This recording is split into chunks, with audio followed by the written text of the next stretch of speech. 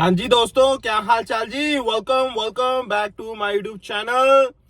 दोस्तों, आपको पता है जी, कनाडा की पीआर के लिए हम अपना स्कोर कैलकुलेट करते हैं जी। जब हम एक्सप्रेस एंट्री की बात करते हैं तो हम सीआरएस अपना देखते हैं जी। भाई कैसे कैलकुलेट करना है, बहुत सारे फैक्टर्स होते हैं जिसके बेसिस पे हम अपना स्कोर कैलकुलेट करते हैं। ठीक है जी।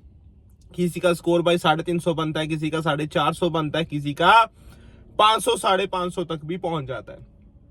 और भाई ऐसे करते करते हमारे पास time to time express entry के ड्रॉ आते हैं, उसके बारे में हम बातें शातें करते हैं। ठीक है जी। तो मैं आपको भाई बता दूं कि बेसिकली एज, मैरिटल स्टेटस, ठीक है जी, आपका work experience, foreign work experience, local work experience Canada का, एजुकेशन, ठीक है जी, एंड आपके पास LMIA है या नहीं है, आपका कोई सिबलिंग्स यहाँ पे है या नहीं है जिसकी पीआर हो। ठीक है। तो काफी चीजें होती है जिसके बेसिस पे आपका भाई स्कोर कैलकुलेट होता है। ठीक है जी। अब बातें आ रही हैं जी, बातें आ रही है कि भाई हो सकता है इसमें थोड़ी सी इंप्रूवमेंट देखने को मिले। हो सकता है भाई कुछ इंप्रूवमेंट देखने को मिले। कुछ लोगों का मानना है, इंप्रूवमेंट नहीं बोलूंगा मैं, हो सकता है कुछ मॉडिफिकेशंस देखने को मिले।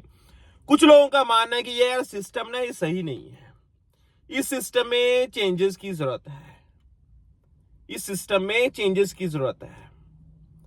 आई डोंट नो भाई किसके, लाइक फॉर एग्जांपल भाई ये भी कहा जा रहा है जी कि भाई ठीक है जी, आप कह रहे हो जी कनाडा में आप पीआर दे दोगे लोगों को अकॉर्डिंग टू लेबर नीड। ठीक है जी। और व्हाट इफ अगर आपकी लेबर नीड फ्यूचर में चेंज हो जाए तो क्या करोगे? तो जो परमानेंट रेजिडेंट यहाँ पे आ गए हैं वो क्या फिर आप वापस भेजोगे? भेज नहीं सकते हो। तो इसका मतलब क्या है, जो अनएम्प्लॉयमेंट रेट है वो कहीं ना कहीं बढ़ जाएगी, वो कहीं ना कहीं बढ़ जाएगी। तो गाइस इन चीजों को लेके काफी डिस्कशन हो रही है कि भाई कुछ ऐसा सिस्टम हो जो कि ज्यादा ऑथेंटिक हो, जो कि ज्यादा भाई जिसकी वैलिडिटी भी अच्छी हो, है ना। बात तो यार वैसे ये मानने वाली है कि यार ठीक है, आपने एक पर्टिकुलर सेगमेंट को, एक पर्टिकुलर कैटेगरी वाले लोगों को आप ले तो आए according to current situation. What if आपका भाई उनका 2 साल के बाद, 3 साल के बाद वो पर्टिकुलर कैटेगरी वाली जरूरत ही ना रहे भाई कनाडा में, फिर वो लोग क्या करेंगे? फिर दिक्कत होगी। वे तो फिर है कि भाई नंबर बढ़ाते रहो, फिर क्वालिटी तो देखो जी कॉम्प्रोमाइज फिर हो रही है। और यही बात हो रही है भाई कि हमने क्वालिटी को इंप्रूव करना है रेदर देन कि भाई क्वांटिटी बढ़ाते रहो, क्वांटिटी बढ़ाते रहो। तो ये भाई बातें निकल के आ रही हैं, और ये बातें निकल के आ रही है, आपको पता है भाई फिर कुछ ना कुछ देखो जी होता है भाई। ठीक है। बिना कहते हैं ना जी, बिना आग के धुआं नहीं होता, है ना। तो भाई करते करते करते करते देखो जी कोई बातें तो हैं, देखो कुछ तो भाई चल रही है बात, कुछ तो चल रही है। हो सकता है आपको थोड़े दिनों में कुछ ना कुछ चेंजेस देखने को मिल जाए। और ये बात ना मुझे वैसे लगी भी कि यार अकॉर्डिंग टू लेबर नीड आप चेंजेस तो कर देते हो। या फिर आप जैसे 2023 में इन्होंने कैटेगरी बेस्ड ड्रॉ निकाले थे भाई, फ्रेंच वाले, ट्रेड वाले, ट्रांसपोर्ट वाले, ठीक है जी, हेल्थ केयर वाले, एग्रीकल्चर वाले, स्टेम वाले, ठीक है, according to market situation, according to need. What if वो नीड चेंज हो जाए इन फ्यूचर, तो क्या होगा? तो क्या होगा? मैटर करती हैं भाई चीजें, है ना। तो कहीं ना कहीं अब LMI को भी लेके भाई कुछ चीजों के, कुछ लोग कहते हैं कि भाई ये सिस्टम अच्छा नहीं है। ये क्या मतलब है भाई?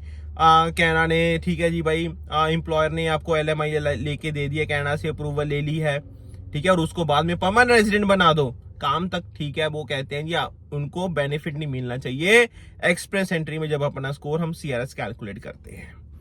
तो आप बताओ जी, तो मैं आप लोगों से ही पूछना चाहूंगा, आपको क्या लगता है कि भाई ये सिस्टम ठीक है या फिर इसमें चेंजेस होने चाहिए? होने चाहिए तो क्या चेंजेस होने चाहिए, आपको क्या लगता है?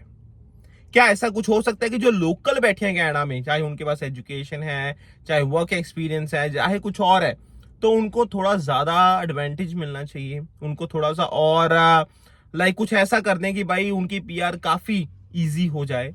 ठीक है, क्योंकि उन्होंने देखो इन्वेस्ट कर रखा है अपना एक्सपीरियंस, अपना टाइम, अपना पैसा, तो कहीं ना कहीं सी तो नहीं आ रहे, तो कुछ ना कुछ उनको ऐसा करना चाहिए मेरे हिसाब से भी भाई। देखो मुझे लगता है भाई जिनके पास कनाडा का एक्सपीरियंस है ना, उनको एक कहीं ना कहीं एक एज मिलना चाहिए यार, एक एज मिलना चाहिए, है ना।